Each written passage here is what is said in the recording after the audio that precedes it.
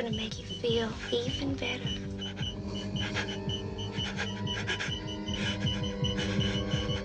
Welcome to Grindhouse Funhouse 31 Days of Horror. Tonight's spooky pick, Dead and Buried.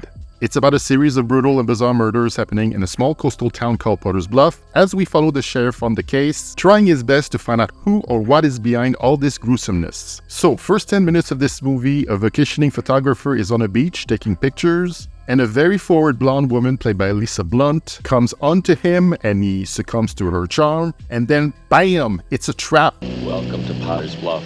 He's burned alive.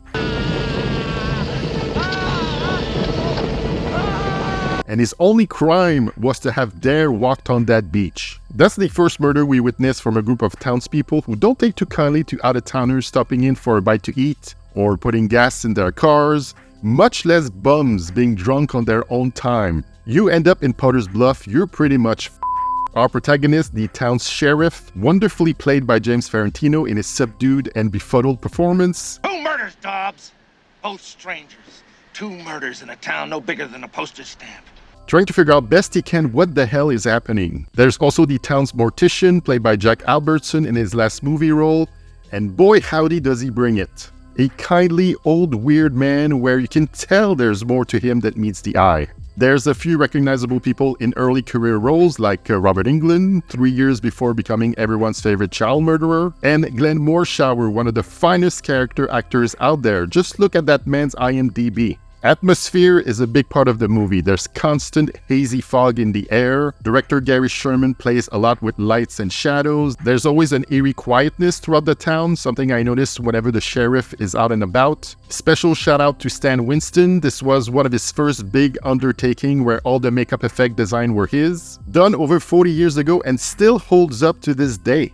There's loads of gore and body horror in Dead and Buried. For example, there's an eye mutilation scene that is just nauseating, and there's a scene where acid is used as a life ender. Yeah, what are you doing? That's acid! No, don't do that! What are you doing? You're insane!